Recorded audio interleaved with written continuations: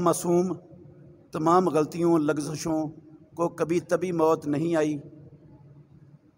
क्या मासूम को कभी तभी मौत नहीं आई, वो शहादत के रुतबे पर ही फायज होता है?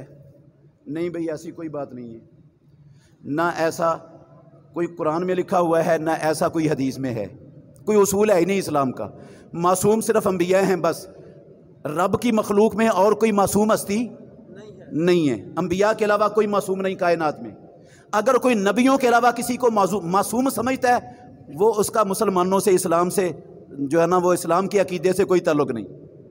वो नबियों की तौहीन कर रहा है। नबियों के अलावा किसी को मासूम समझना ये अंबिया अलैहिमुस्सलातु वस्सलाम की तौहीन है, और नबी की तौहीन करने वाला मुसलमान नहीं हो सकता।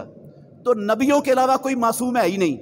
नबियों के मासूम होने का मतलब ये होता है, अगर नबी से कोई गलती हो जाए तो अल्लाह नबी को उस गलती पर बाकी रखता नहीं है, फ़ौरन उस नबी की इस्लाह कर देता है। गलती नबी से भी हो जाती है कि नहीं? हो जाती है।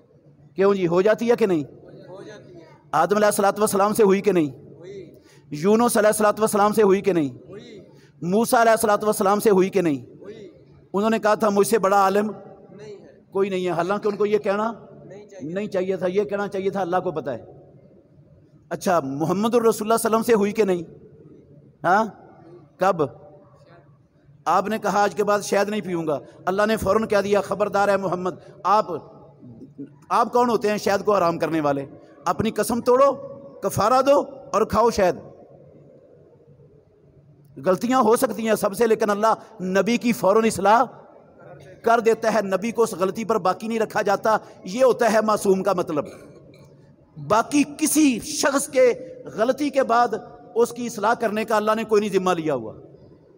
बाकी कोई नहीं है कायनात में अंबिया के अलावा।